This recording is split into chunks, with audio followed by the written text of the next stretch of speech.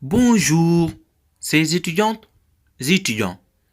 Je me nomme Kira, je suis étudiant en troisième année de lettres modernes à l'université Cheikh Anta Diop de Dakar. Aujourd'hui, nous allons faire notre première leçon intitulée les cas et les fonctions. Nous allons d'abord voir les différents cas en latin et les différentes fonctions auxquelles ils correspondent. Ensuite, nous verrons les petits pièges avec les petites remarques. Et avant de terminer, nous allons faire un exercice d'application que nous allons corriger. Et avant de se séparer, je vais vous donner des exercices de maison à faire que je corrigerai avant de faire la deuxième leçon de la semaine prochaine. Sans plus tarder, nous allons commencer. Leçon 1. Les cas et les fonctions. En latin, il existe 6 cas plus 1 qui correspondent à des fonctions différentes en français. Pourquoi 6 cas plus 1? Parce que le dernier cas, c'est un cas dans les cas en quelque sorte. C'est un cas bien spécial. Tout d'abord, le premier cas, nous avons le nominatif. Le nominatif correspond au sujet, à l'attribut du sujet. Le nominatif peut être au singulier comme au pluriel. Et il est important de s'attarder un peu sur ce point parce que beaucoup d'étudiants pensent que l'attribut du sujet c'est seulement un adjectif. Ça peut aussi être un nom. Si j'ai un verbe d'état, j'ai pas un COD, mais j'ai un attribut du sujet. Exemple, César est un grand roi. César, il est sujet, donc au nominatif. Un grand roi, j'ai le verbe d'état être, donc un grand roi, il est attribut du sujet comme fonction, donc il se met au nominatif singulier. Comme deuxième cas, nous avons le vocatif. Le vocatif correspond à l'apostrophe, l'interpellation. Quand vous attirez l'attention de quelqu'un avant de lui parler, on parle de la fonction apostrophe ou interpellation. Et après chaque apostrophe, il y a la virgule. Ne l'oubliez jamais. Apostrophe, virgule. Exemple, César, vous êtes redoutable.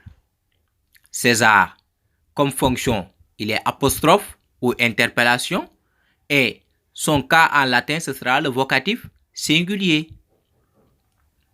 Comme troisième cas, nous avons l'accusatif. L'accusatif correspond au complément d'objet direct.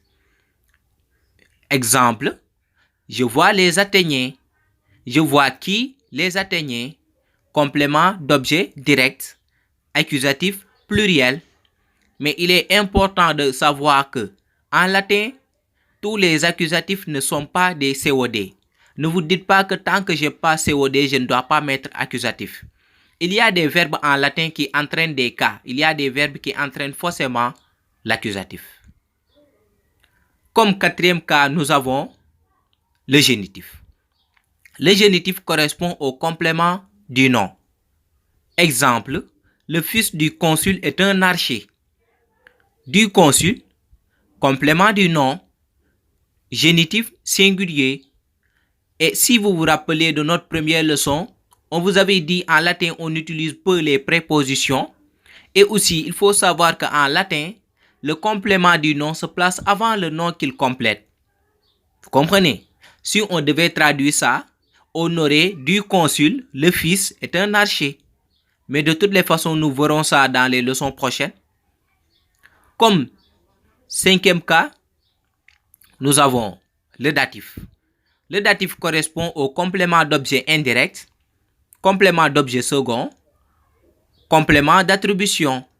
Mais ce sont les mêmes appellations en ce qui concerne le complément d'objet indirect. Mais ayez l'habitude d'utiliser dans vos devoirs et exercices complément d'objet indirect tout simplement. Exemple, César donne des louanges aux déesses. César donne des louanges à qui? Aux déesses. Complément d'objet indirect. Datif pluriel. Comme cinquième cas, nous avons l'ablatif, qui correspond à tous les compléments circonstanciels. Exemple, les esclaves travaillent dans la ferme. Les esclaves travaillent où? Dans la ferme. Complément circonstanciel de lieu. Ablatif singulier. Et comme dernier cas, nous avons le locatif. Le locatif, en quelque sorte, c'est un complément circonstanciel de lieu qui respecte les conditions suivantes. Si c'est un complément circonstanciel de lieu qui m'indique le lieu où l'on est, ensuite, il doit être un nom de ville ou de petite île de la première ou de la deuxième déclinaison et il doit obligatoirement être au singulier. Comprenez? En quelque sorte, c'est un cas dans les cas parce que on vous avait dit l'ablatif, ça correspond à tous les compléments circonstanciels et on vient ici vous dire le complément circonstanciel de lieu. Mais ce n'est pas n'importe quel complément circonstanciel de lieu, c'est un complément circonstanciel de lieu qui doit respecter des conditions bien précises. S'il ne respecte pas une de ces conditions, nous ne pouvons pas avoir le locatif, nous allons avoir l'ablatif. Exemple, César est à Rome. À Rome, ça m'indique le lieu où est César, premier critère. C'est un nom de ville de la première déclinaison. Ensuite, il est au singulier, ce qui fait que je le mets au locatif. Et le locatif, il est toujours au singulier. Mais n'ayez aucune crainte en ce qui concerne le locatif.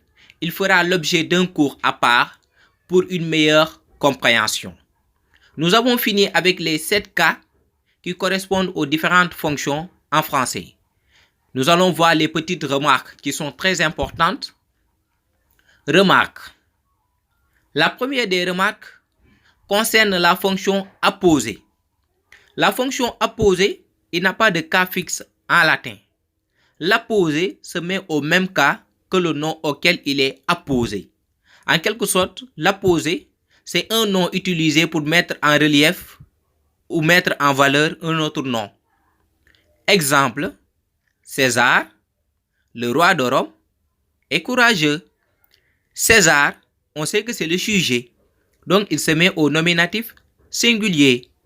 Le roi de Rome, le roi, il est venu pour qualifier César en quelque sorte. Comme fonction, il est apposé. Et comme il est apposé à César qui est au nominatif, donc le roi va se mettre au nominatif singulier. Comprenez? Dans le deuxième exemple, je vois César, le futur roi. César, complément d'objet direct, accusatif singulier. Le futur roi, il est venu pour mettre en relief César. Donc, comme fonction, il est apposé. Et comme il est apposé à César qui est accusatif, donc il se met à l'accusatif singulier. C'est pourquoi on dit l'apposé n'a pas de cas fixe en latin. Il se met au même cas que le nom auquel il est apposé. Ensuite, la deuxième remarque est la plus importante, c'est par rapport au complément du nom. Quand est-ce on a un complément du nom et quand est-ce le complément du nom nous donne la fonction apposée? Quand on a deux noms qui sont reliés par une préposition et que ces deux noms renvoient à la même réalité, nous n'aurons pas de complément du nom. Non. Il suffit de prendre ces deux noms et de voir le mot le moins important, le nom le moins important, ce nom est apposé à l'autre. Prenons la phrase. La ville de Rome est assiégée. Ici, au tout début, la phrase c'était Rome est assiégée, tout simplement.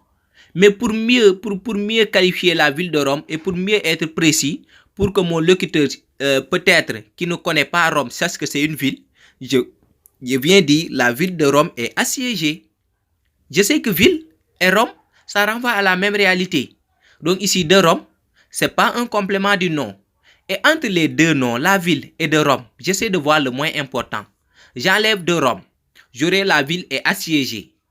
Mais si vous dites cette phrase, votre interlocuteur va vous dire, mais de quelle ville vous parlez?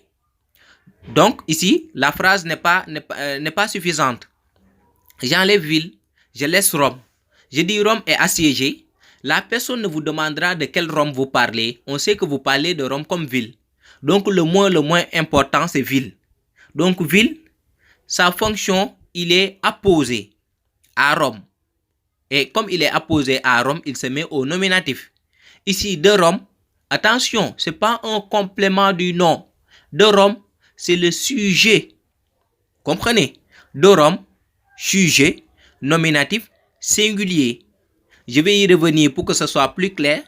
quand vous avez deux noms reliés par une préposition et que ces deux noms renvoient à la même réalité, nous n'aurons pas un complément du nom, mais nous aurons la fonction apposée. Le mot le moins important, il est apposé au nom le plus important. Comprenez? La ville de Rome est assiégée de Rome. Sujet, nominatif singulier.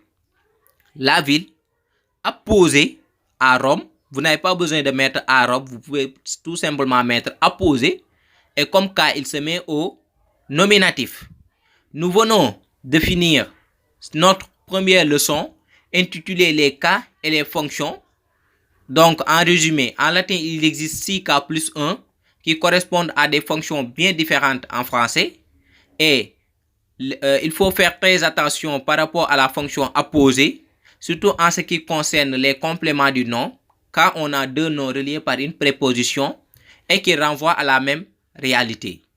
Donc, c'était tout pour cette première leçon. Sans plus tarder, nous allons passer aux séances d'exercice d'application pour voir si vous avez bien assimilé cette leçon. Je ne saurais terminer cette vidéo sans remercier toutes les bonnes volontés qui m'ont soutenu pour réaliser ce projet, à savoir Nogay Sarr, à savoir Ndeye Diouf et surtout Momo, photographe, qui est un grand photographe, un as de la photographie.